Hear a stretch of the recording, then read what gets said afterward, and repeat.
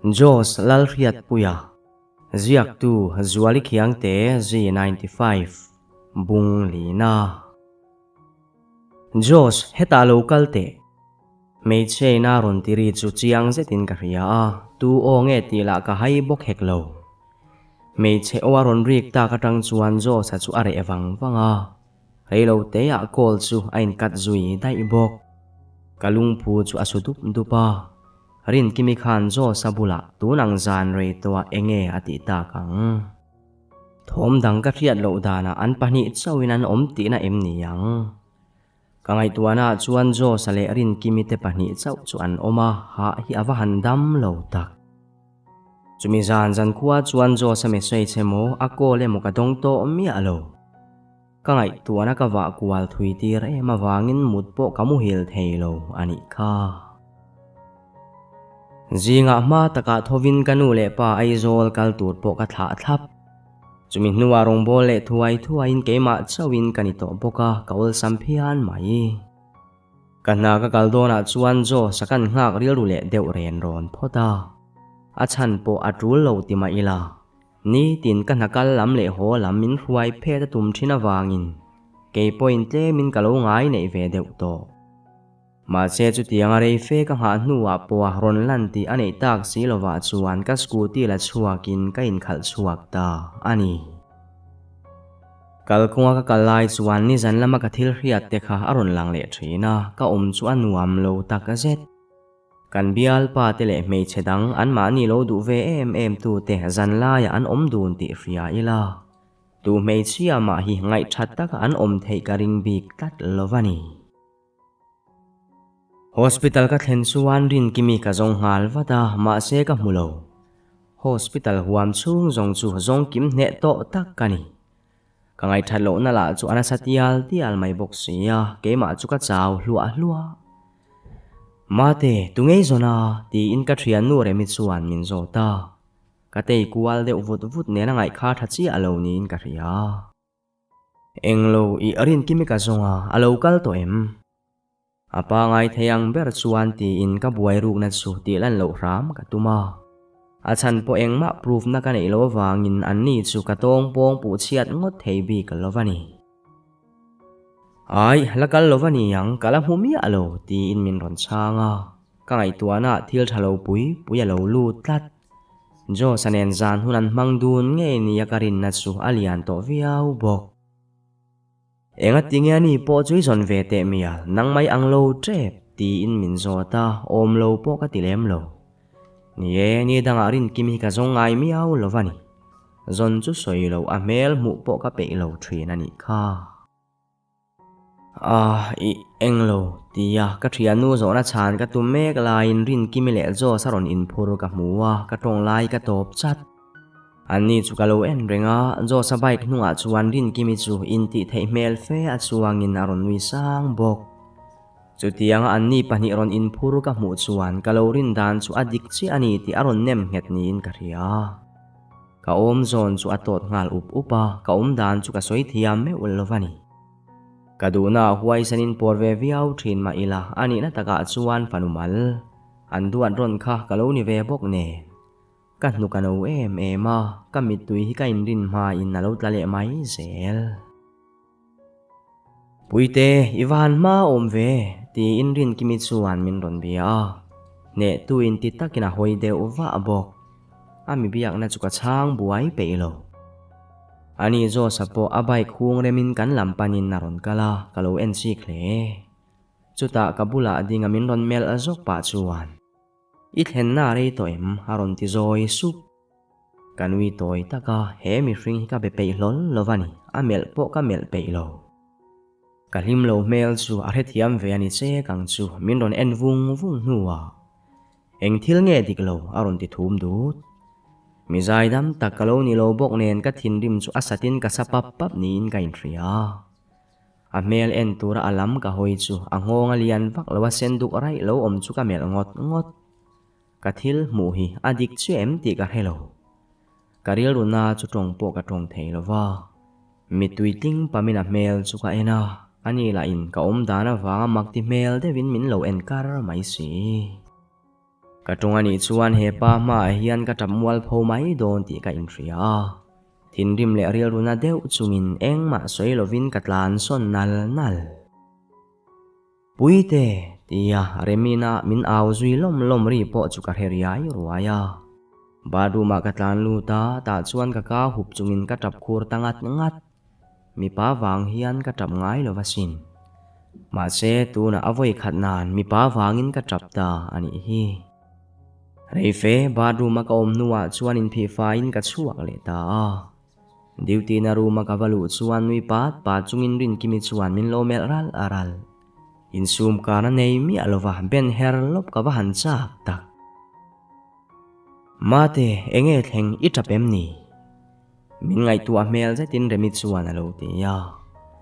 nakina ka khilang che tuna chuan engma ka soi chuak chak ri lo ka ti zoi sep ni zan chu zo sateina ka ron ria ka thoveng zetin rin kimi chuan ati ya animo kalo ti muk aron in soi thele kha karin sare ngani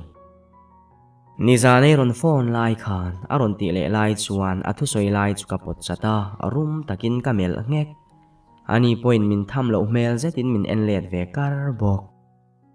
a eng ber chunge soi tum min ron in ti thei khum mi tum ve deuh ti na emni ente ka khilang che rin kim ni zana zo sa te nai ria ka eng po lo ti ro ka ngai poi mo lo zo sa hian thian pelin nala en chin ngai lo che ti hi khero chuan mo ibial palui best friend nani ti khereng chunga ilazar ngam kha za pa nei lo le me chazak thei lo takini ti ati chiang hle bok ha nang ne na in biak hi ka pe hrep lo ve a chuwang chuan ithil ti emo iti le tur po ni sela ka hepe ilo ka ti ta era min van mel rum tak idin huna chiang ro ti zui le ngatin adara ka suhera soka ka chua san zui nal ani ve mai huwa hian mi dar dep le chaklo tak angalan ka tum lova adu dan dana min tong khum karem timya alo bok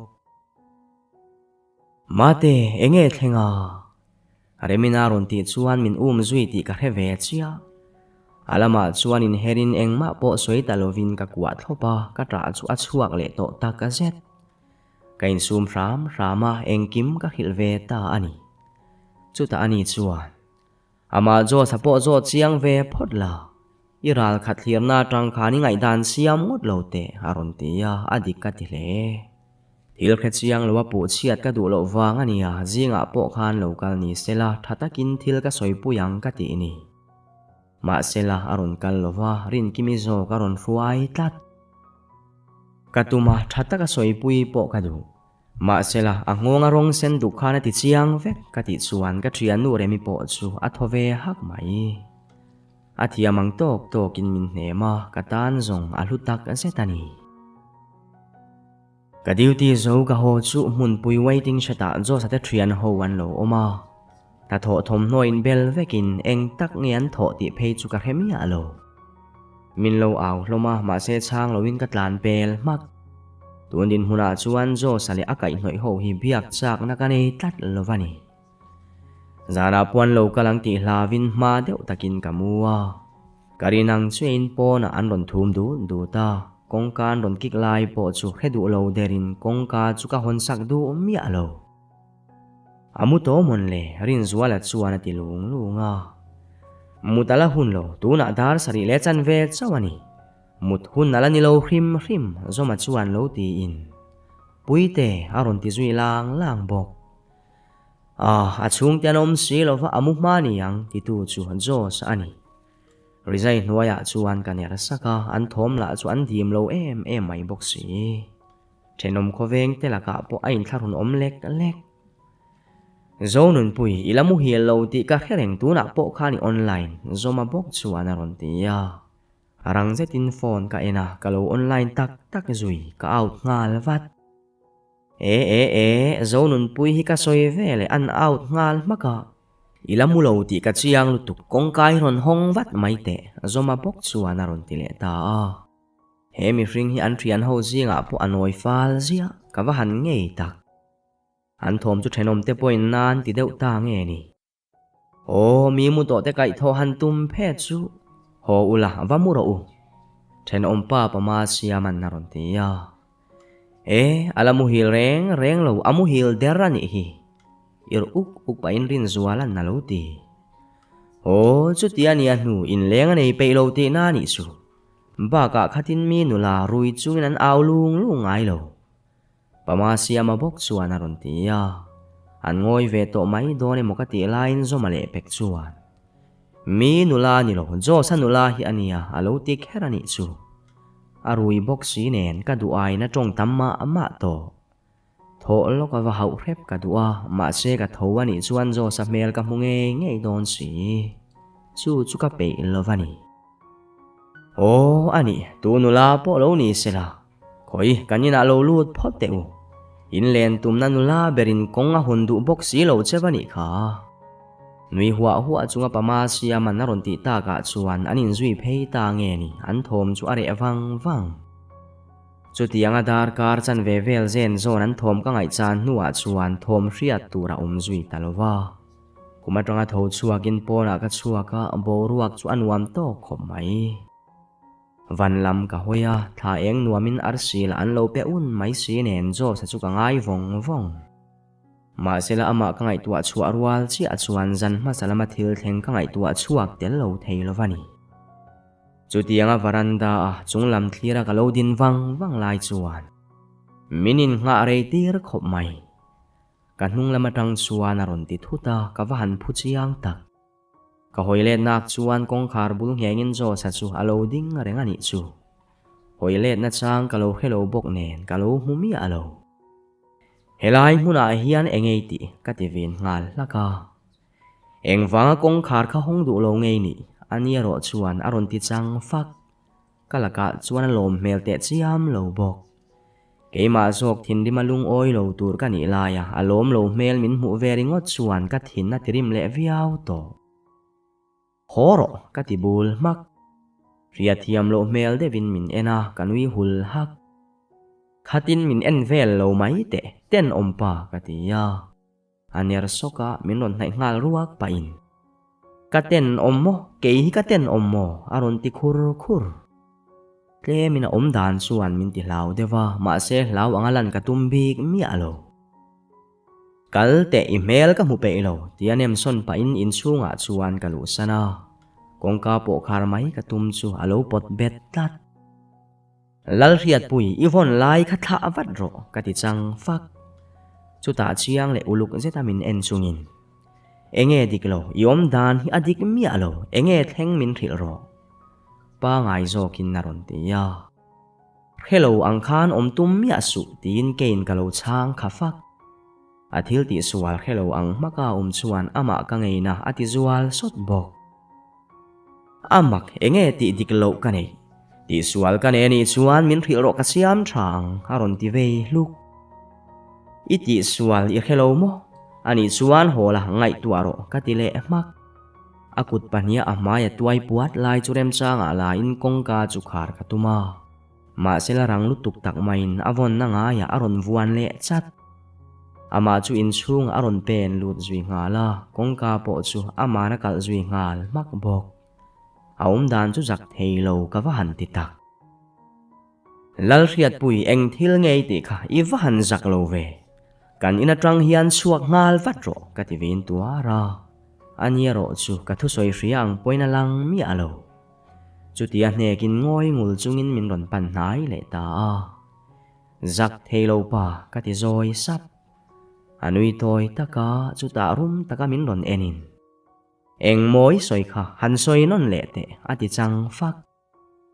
Jak theilo pa miten omini kha kalo ti le. Chu ta zet chuan ani po ain sum thei to lo ti riat zetin kadar ton tona aron mera. A mer na lai la chu ana em ai le ngal. Jak theilo miten ti sup pa in min fop ngal ngong. Ka thei to pin kalo in danga. Kami pa mangain chu tianga ti lui na ne na min fop tamai chu karil ruana tak a zet. Kami tui chu luang ngal zung in ka mui chu ka chip tata. Ma sila aduang thala min song bol thei tak lawa chuan room ngatin nain la rang le. Misual pa isual lutuk ti triavin ka mui chu ka tuai fai ngal nok. ka che dan chuan ati nui hoka anui azalo ti ero kan khe chiang ve ve yom dan hi ka he thiam lo engwanga min bedu lo le min hongot ngei ni tlema okiniam zo ka ron ti chuan ril run na se tamel ngot ngot chungin engkim hi thiam lo vek nangma wang vek ani hi ka ti tawak ani chuan ka riat thiam thei turin soita se aron ti vin ve thota aurolarin ema wangin ka phudeu azok kangoi renga ani point ka chana nga kin min mel deuh kalbok chuta minute ni nu vela chuan thok la hokin ani chuan ni zana engwanga in ina rin kimi riak nge ani ama ai odam zok chuan katia ani po chu athove hok mai rin zuala te zula ne anin mufua chuan aron zui hoa arui sia a ho thei to lo ariak ta ni kha ati chuan ka thohok ka rian du ero kala hekim lo chuan eng ma min khilowa ka tile sap kanaute aron tidam diaya min ron nai chuan ke kalo tol hlathung ka zo na kha ka ti chang fak nie hil che ka tumalo ma se zinga khan rin kimi kha ka thangai ta sia nang la in min bedu lo ngal mai boxi katan soina huna umbik lovani kha ati chuan kanui hul hak soina hun te zonga umte meu mai rin kimi amu hlima po khan min khil theya zanlai kanin biak po khan du ni sela min khil thei ti ka chiang lutuk athu soi chuan min ti lungdam phatlat lo chung zong zong chu lo oi ta po ni la ingonga rong sen du kha engtia soi fia ngei tum thil thleng pal iti donem ni ka ti le chuan angong chua hup vat in soi fia tum ni om takin min ron ena chim om zetin ka lo nui ka soi fia thei ati chuan amita chiang zetin kamela englo nizana khan ka rui lutuka ka lo chat thani in ka ria ka ngong thip zo ka wangin ka hara ti na ngoi tat chuan ka lo ti chang faka achil la lem khol athu soi tur chu a soi hre mel viau bok i mo ingai ang kha eng ma athleng lovania aron ti masale te ya kanui hul hak eng tin nge ka ngaya ka ti chuan chil la lem khol chuta nuam lo ti mel zeta min en chungin ti hiana ti ta ni chu kamit ka han men khan ka chunga rin kimi alo oma in tharung da ka aron ti chuan kameng ko ma se eng ma thleng lo ani chu ka khuma muwa ke chu sitting room a kamuthung min rin lo chuan idule kanu tei poi zot theyang aron ti le ngal zung zung dot min hril ngai lova tuna po hian min hril karing hek lo ma se chu chuan kalan a thoi dam pha chuang tlat lovani chutiang rei fe kan ngoi dun hnuwa chuak ro katia min ring ro ngen ngol zetin na ron ti nilo chuak ro katinon le sep beidon mel zetin min ron ena min ron pan nai heta min khoi atum chuan ka tol son vat tuna chuan kanalutuka a hnai om ka du ri tlat lovani khongain min kalsan ri phot ro ka ti chuan tho kala hok in thiam lo mel zeta min en reng na po chuan ka ngai dam na a lo chua tir zo tlat lo tunari chuan ka thinlung hi ana ema zan khat thil thuwa ti dam thei kha ani tlat lovani zonun pui min ring turin ka ti che ke hian ka phat san che in ni ring em ni lung oi vak lowa aron ti chuan ka sale deu phata dot min hril ring lo ma ila rin kimi hnai lo tura ka du na ngai poimo mi alo chuan min ti lung oi lo tak a zet chutakar alung oi lo mel min la mu zui chuak vat mai te lal hriat pui ka mu ne lutuk che ti in pona ka nem chuak dot dot lo tang ve deuh ma sela ka thin rim lutuk mel a mu khan a tha thla dul ve deuh nin ka ria pon lama ka nor chua ve le kongka ka kal ngal mak anin kara thil thlenga omemo om lovemo tuna ngai dam ngal mai tur chuan ka thei bik tlat lovani zin ka har chuan khua lo tlai viau to a man mo devin ka tho vat ma se ka nai don ti ka riat chuale ta ka wangin ka thosong song thei man mo vak lovin muang chang in rong ka bola ani remi po night ve tho turania wangin chhun lama kan khua lo phei turin ka tia ani point min lo hnial bik lovin ma ania om vel kha ka pe vak lovani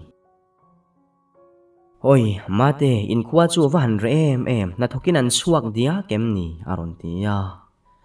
Aniang na tu lai ania kalau ti ve vat. Kan khuwa hi khotai makhuwa tia riat kan lo ni ve thina adik viau bok. Na thok lawa ina mai mai hi kan tam lo via wang. Eng mo soin kan ti luwa ma zo sanena kan inkar engkim ka hil bok. Ani point min thin rim pui ve le. Lungoi ngal mai lo tur le re lo te tal rem veri turin min ti nge bok. Chuti ang aremin ena kan lo in komol mot lai chuan rin lo de vin doktor sang zela aron langa. Kanait ve do na ti tura lo bok nen karon leng da yani hi atia poi ka ti vak lo. Karon kalama khan khothen ma de wa khuan zo sa te thian ho ka muasin aron ti chu ka mel azok. A ho e mai a katia. Ngay ven lo angin lang maila aruk tak chuan tu tenen ngian omanga. Enge an tiang ti chu ka hechak tak a zet. Ani sang zela la chuan ka ngai tuana riani om takin. Zuan in ni in ka ria an thian ho bokin aron ti zom zat. Ani ho chu du bar lutuk hi chu chun le zan po soilovin an bir deuh ngat chuania.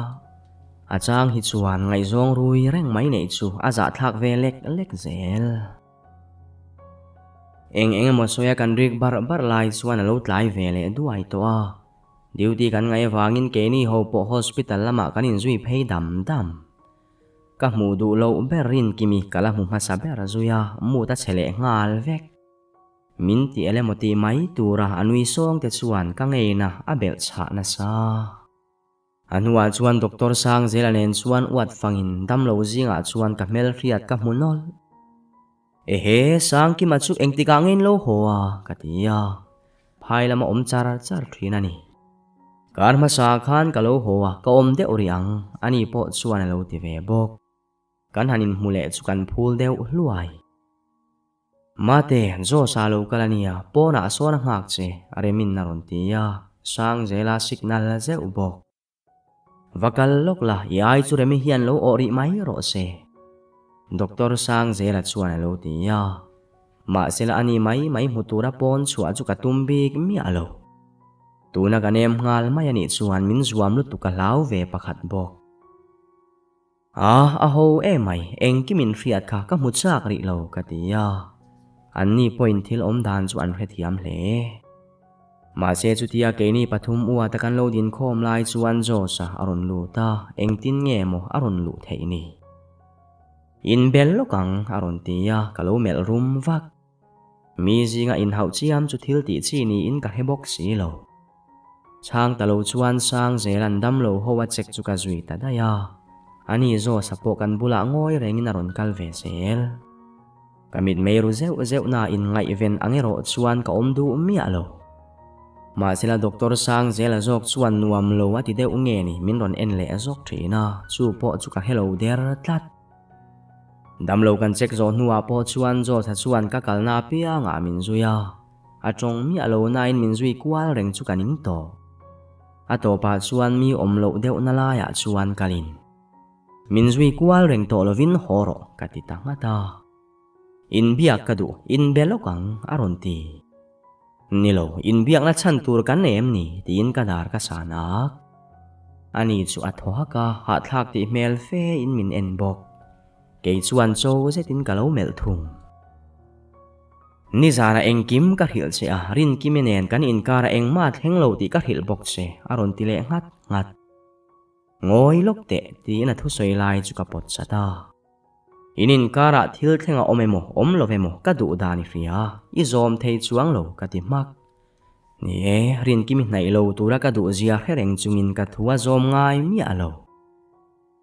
Rin kimi laka hian eng feelings ma ka nei lo ka ti kha aron ti le chuan. Ani chuan ilaka feelings sa nei thungani. Hereng chungin ihlat thei lo ka lo ti le hlak. Atho haka. O kalat thei lo chan chu i ria lom aron ti ve le ta.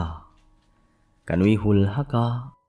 Ni e ihlat thei lo ani chu itan mi poi mo lo mani. Even him tur mei chiangat tia in hera kalsan mai ka tum chu min kuai heran no ka.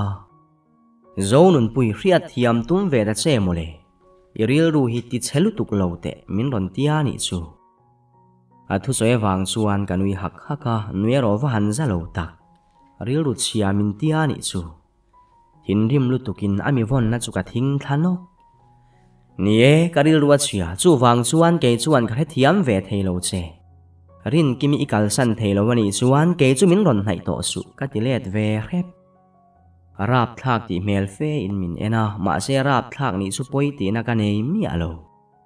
abial nu aya atrian pa bial nu hlui ngai poi mo jok tu nen hian kan hlim tak tak chuang lo wang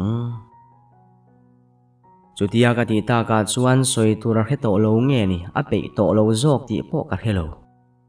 a phone a ron ria thok hak pa phone han en chuan rin kimiti ka juk mu man min ron mel zoka kalo en renga wangin phone chula lovin ada le ta zoka chuta zai dam deu zokin nang chau hi ka me che mangai om chuni ni me che dang ka mel lo zia hi ria la ka du aron ti sap chuta ron soi chun zom le in ka kal san theilo che ang bok hian rin kimi po ka kal san theilo ka thian thaber laka ka thutiam hi ka hlen nge nge angai chu wang chuan min rethiam turin ka du bok che thutak zeta ron ti chuan kalo mel kar mai tuna thinrim chungarin kimi kal san tura ka ti chung point a theilo thu bok min thil le chuania kana dan tur engma adon mi alo engma soilovin ka mel ngot ngota ka om zon chu atot up kami tui chu aron nam le triama ka thu soi ve ten ala ka om zia engma an nei lo ti ka ria chuan kana tak an set ti chuan kar khataliam le ta a jo suka pe hel char a kol ka chang ngai lo bok a message la ka chang ngai hek lo kanu le pan om lo bok a tin remite na kariak chota kanina kariak ani chuan jo san ron le na tum ngei don ti ka ria ta wangin mania om ka du lovani ma se voin chu kanu le pan ron ho do na wangin keipo in lama ka phei ve le ta a kanu le pa te po an ron thleng har to lowang chutiang atlai rong kalo bol lai chuan rui zatin zo sa aron lu ta din po dingil theilo zo nun pui eng wangin nge min pe hel reng mo aron ti khar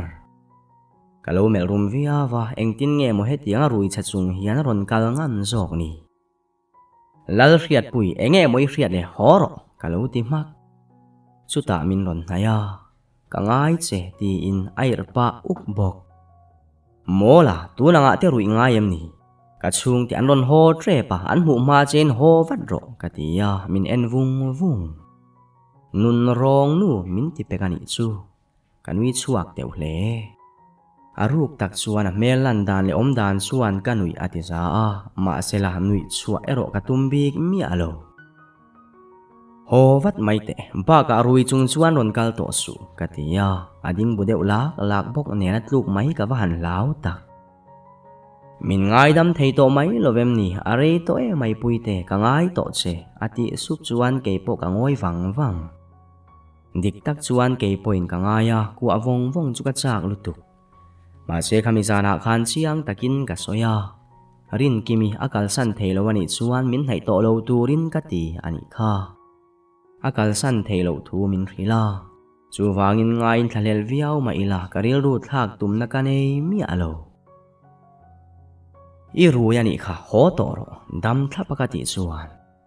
ka rui mi alo halo ti ngat ka chung de chu engtik lai po ron thleng thut thei ania wangin kamang ang deuh to rui chunga an ron mu ka du mi alo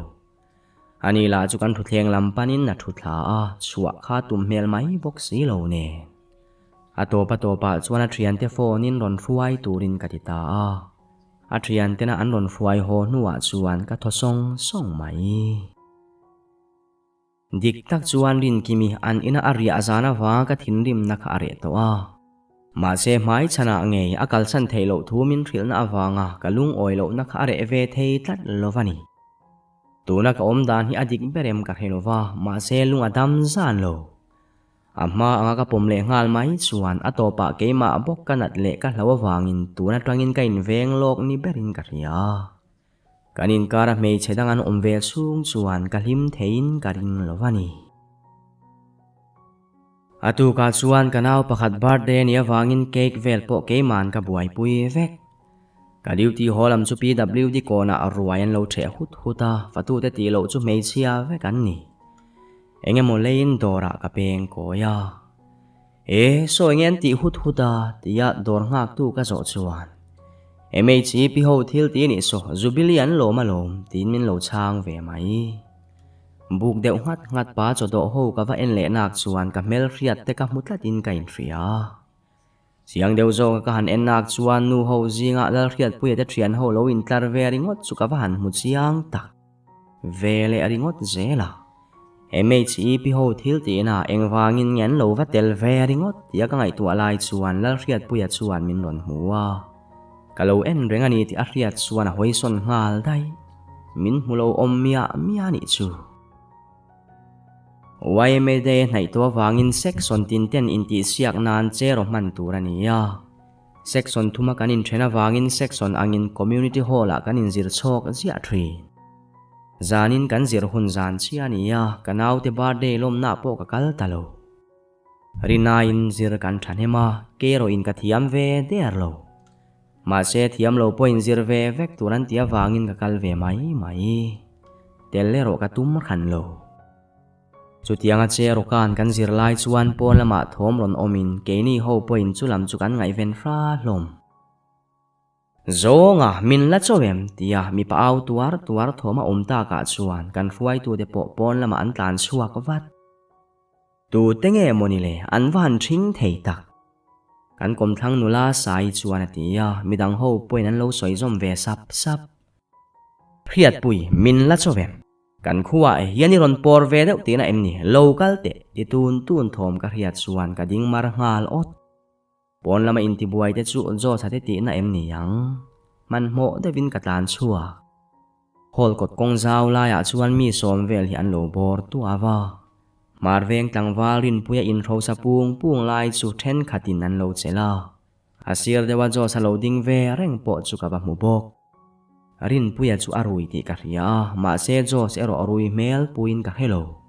chu chuan ka omatinuam sot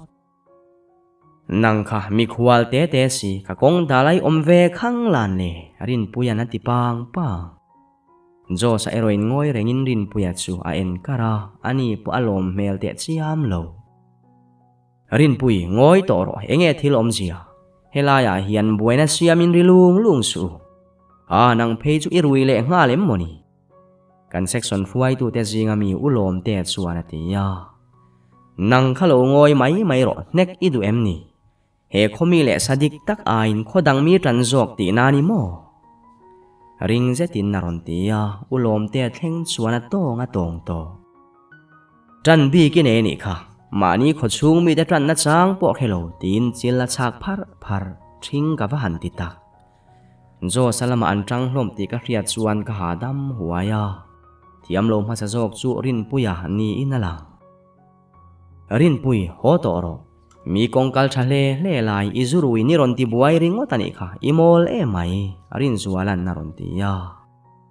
eng mo nang khani soi ve ya local te nang po kha rin puya bok chuan lo ti le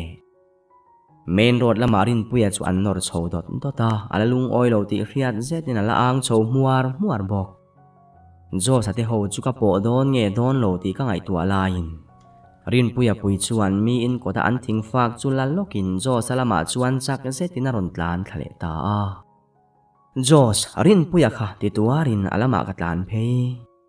ani point min ron en thuain min mu chu ameng deu ok ni in ka ria ma sela abul ka thlen ma het chuan rin puya chuan a thing fa ken chuan zo salua chuan a vota chor mai kaka hupin ka au tuara kami tui chu luang ngal zung bok ani zo sapo chu adin na hmuna tu ngal thor mai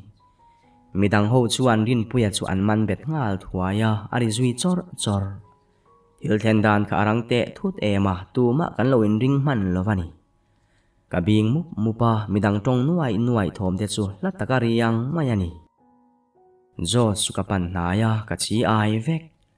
abula chuan thu nia mina lu chu kamala ka ngata thisen na van chuak na sata nilo jos i harem min ente min mutheyem ka ti ngal mol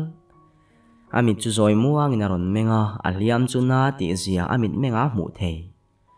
trong tum ni om takaron an zuaw lai suan ai trong su ibula ka om tat lau mi su ka timol mol chuti lai chuan motoron tlanin tu motor berngia ni po ka hello ka chi ai vek motora chuan zo chu an da luta ke po ka lut ve ngal wat kami tuila chu aluang top theilo thian pa intihar ram ro imit khaching mi asu mang ang zet in front seat lama tangin rin zuala na lo ti ve mol kakut le thom novela chuan thi sena kai nuai to a karomoli na lu thi sen suwa na lai chu ka hupa kami tuya luang zoi ezoi hospital kan thlen ve le doctor sang zela ka zong ngal wata a duty na ruma man mo takatlan lutin chu tiang thi sen kai nuai chuamin lo mu chu ani po aphok lutuk puite enge omzia in liamem ni tiamin lo biak na po ka chang man to lo min lo zui vadro jos kha englo tin ka tap hlop ka soi tum tak po ka soi lei thei lo wani min ron zui ro tile ringo tin doctor sang zela chu ka potkal ngal dor tora jos te om na ka thlen le chuan doctor dang le nurse then khatinan lo buai pui to aizo lam angin inen kol na kha achang tung lutuk box si lo nen aruk tak chuan kamang ang tak a zet sang zela point zo sa mu chuan thil ngai lovin thil om zia chu a kheve ngal mai hadam tumro hei kan om hi eng ma atheng lowang athale avat don lom ti in min tong thamuana ma se chu chuan om zia te chia ma nei lo reife kan han huwa chuan sang zela chuan min ron panin athato lo thon omani mi alovania reilo te chu hospital a hian om ve sela zan ni khat bak riangai lowang in lama in en kol chun zom mai donia atluk na lama ban kha lo bo pel ve dewa abak eng ma hliam dang nei lo alua an vuak na lai po kha hliam a thuk lem lowa lau thong su aron te ya karil ru in lom thu soin ka tong trai ngal mol mai reilo te a zo sa chung te po ron thlengin an lau thong ve hle a ngai tu oman ni lo thu ka lo hril awat udiki soidanin mi then khatin police an lo phone man ni turani rin puya chu police lamin an ron ruai nga la zo sapo thu te ma zong an la ron zo donani mele ma se udiki te lam chuan case siam sak em chu an tum ran lo ni inalang an ril ru chu adamin karing mi alova ke tak poi kadam kim mi alo rin puya khan a phu to khrem na munge ngei se ka du ma se thutluk na siam tu berlamin ngai daman tum si chuan kein soi thei ka nei lowang kanule pa po chin sang te hilin ka om tlang mai ka rin thu po ka hil luam bok udiki te chu hole mai tur le atuk lama duty tura kal le tho ka ngai wangin ka om pui thei thu ka hila in lama tar pani chawan oma an ri ru kha ha ve tho don bok nen chu wanga chu tianga soi po chu kani udiki poina be se ruk le asoi ngam lovani thu min hrila lom thu min hril zui luam bok dik tak chuan thil moi ani em ka helova zo chu ompui ka du tlat kanu le pa point min hial don ngial na a ka tilui ve tlat ka ngai tu e mani wa takalu chuan bangkin lam bera zo sa chu alo mu ba ma alaka ka lung oilo na le thin rim na te kha chu tu na chuan vom bo ang dua kan ni ri abul ka vathen chuan amu hil ni in ka ria a kumbula thutna oma chuan thutha in alu chuan tuam bura aban an lo cher khong vek bok hiam lo na anei lo ti ka ria chian e ma wangin ka khonga ina awa han zual tak kamit tui chuka in rin ma ina ron luang le ringot to a ka hnuk no lutuk hi achang chuan ka in ngei ro fo mai tra bel nu aron ti ta ka chuan kamit tui rumol mol lai chu to pin zo sa ka ina alo nui vur mai ka tap lai ber kher min lo mu chu ka zak ru chem bok i har mo i mu hil lovem ni ka ti wa ni aya anui hak mu hil meng kur ri hreng ayam ni aron ti le khau pek achang hi chuan ngal lu tu hi kuk lo ka wa han chak thin tak e dam lo ve si tong thei lu tuk ka ti taringota soi tur po min ti hello vek ana tuar lai mel mu ngot ai chuan tu na alan dan chu mu nuam jok to takani nangman min om pui don ani chuan khoi mo khalai tui khamin lo ban lok mai te haron ti ya o i nai kha nangman la ve mai la ol sam zetin ka lo ti min en vung awang chuan enge ti melin kamela thok lak hal paina ban chu amel azeu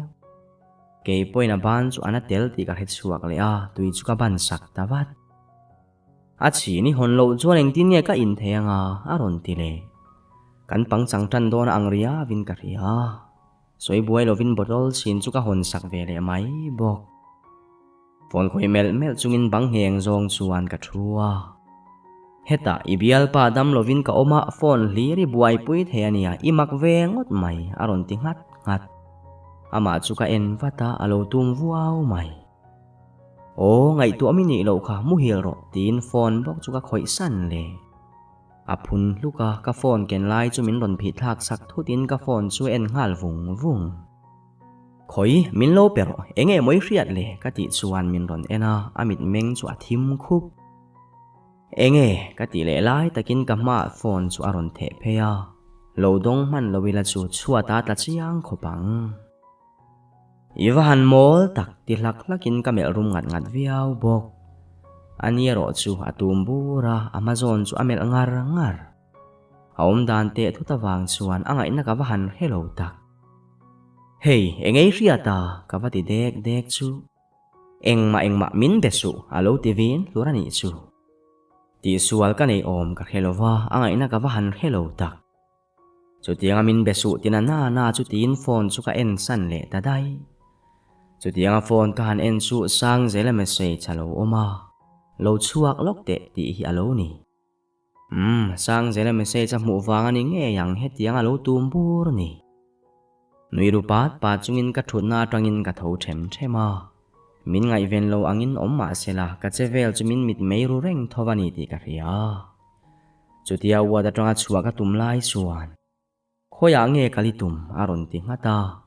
chuta hoile ta amel ka mutsia chunui chuak lo turin ka van in sum na satak atumbura kamita tak min lo en kalbok englo tui thiang him ka vala lokange karei lowang tin ka changa ka fiam chak tlat ka message ka murenga asoi chuak re ve deu ti po ka ria ani chuan kalro ikal hlanin ka tuilo halta sela keima in kalo tum maya ngai don ani chu aron ti deu ngat amala chu anui du thak si lova amale omdan chu in mil lo ka wahan ti tak o ikut le la madama khami khani kenganga chuan ikut le lampo atrang khana tel chuang lova I hong thei mayang ngai sam mel de wakati chuan aniara sok kalro aron ti ngata nui pat chunga wada tanga chuwa ka tumlai tak chuan kalunat zia chu ka ria tur khera ron ti chuan ka van nui chuak teu tak ngai vendu mi alovin ka chuak tlanga min ngei khopang sang zela kabina chuan lu tin zan lam ril tram ka nei ti a ria ta wangin ei tur min lo lei sak ya lo ni kalom viau bok zo sai tu le dam doi lo lei boka ti chung hian kan zo sala hian a thik em mai chu ani sia a in ti ha thon mai ani wa ta ka valu le chuan min hnung chon zong in alo munga ta amita chin thlata wangin amu hil to emo ka ti man nge ma sela ache hrut lai ka mu chuan alamu hil lo ti ka ria jos hei hi doctor sang zela na lei sak che a ril tram hunai ei don nia chuan dam doi po lo lei sak ngal bok che ka ti chuan ache hrut ringot min chang du ei lova aum da no pangchia che ta wang chuan kanui tet to imu hilem ni ani chuan kamu hil don ania o tin thuthleng se ya chuan kamuwa kamun ate bok nen ka tlalek lek chutianga mini somvel don ngoi renga kan om hnuwa chuan zo cha chu ari suta kalamalo hoi ni in ka ria light kan off to wangin pon lama tanga thaeng lo lut bak eng dangrin tura to lo a he omem aron ti du ta he om lo ve tin ka lo chang vat lo mula ti in amut na bul online chu abeng thak angai lo ta po hian kamu thelom tin ka lo chang thung mut na he om dewa kamu chu min khongai ti ka ria ngoi rengin min ena thaeng in min ron chun chiang bok nen ka lai lek kamu hil don min beto su tiringotin kamit chu ka chinga engtik lai nge ka lo mut thil ka hello min ko thoma wangin ka har azok zo su amut na khuma lo thu reng to a nai nem ni tin ka lau thong hal hle ma sela alu lo thing chungin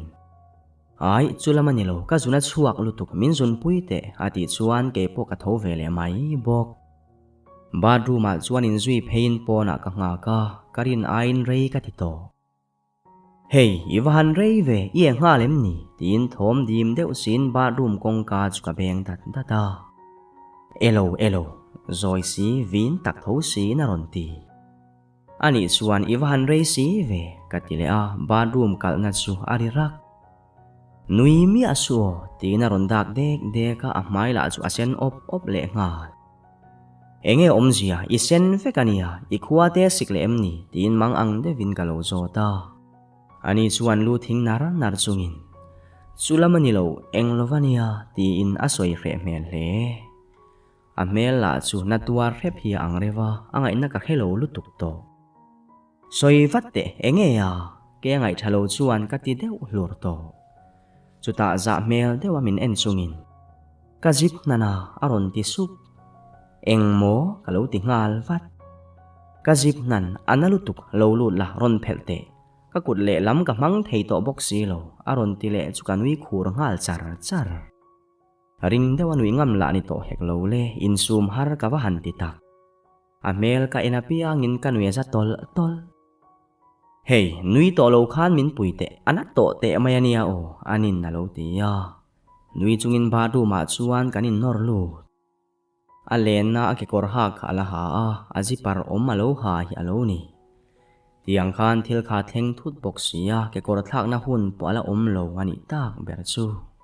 ka wa han nui nem tak lo cha su o ti in a ke kor zipar chu zip thak ka tuma akap lai takhani bok nen ka zam chelo ve chau tho 1 2 3 chiara aji par po thla ka tum chu aphui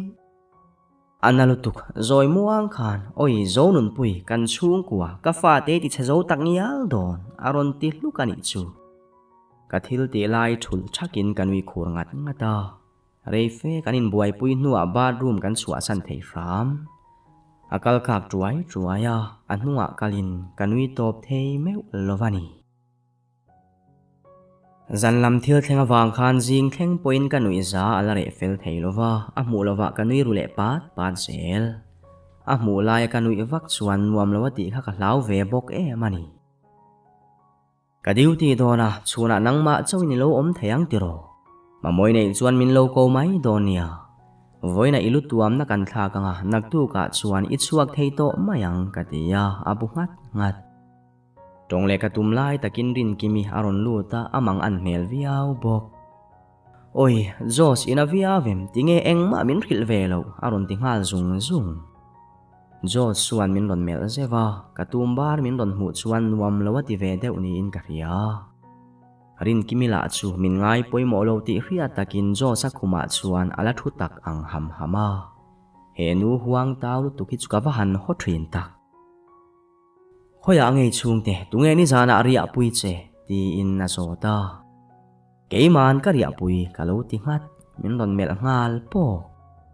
nu pa po in la ni lova i ria pui ngala mo ti na nui pat ta enga ma ka ngai du lo kan lani thuai do na lom kan lo zir lo ka ni mai karin lo de vin zo sanaron ti ve khau rin kimi soi tur hello ner kwal vel chu mu nuam ka van ti tak chuta zalo de vanui chungin har sanai nei chuan min ko khelo la o rin kimi chuan atia zo seroin min ron ena ei kabial nu a omalom mi rang ti buai chu ain thakun om ti na lo chang ve mak rin kimi chuan nuama ti mel to vak lo thian kan nia mi rang po kan ni hlei nem aron ti le ram zo chu anui maya aum dan te thu chu ke tak pon aruk tak chuan makati hetiang hian rin kimi ala bengai mi alo ka thu soi te kha ngai poimo ve tan to don nia ka hria tak wange ro chuan ka oman wam veng mai chunzom le zel tur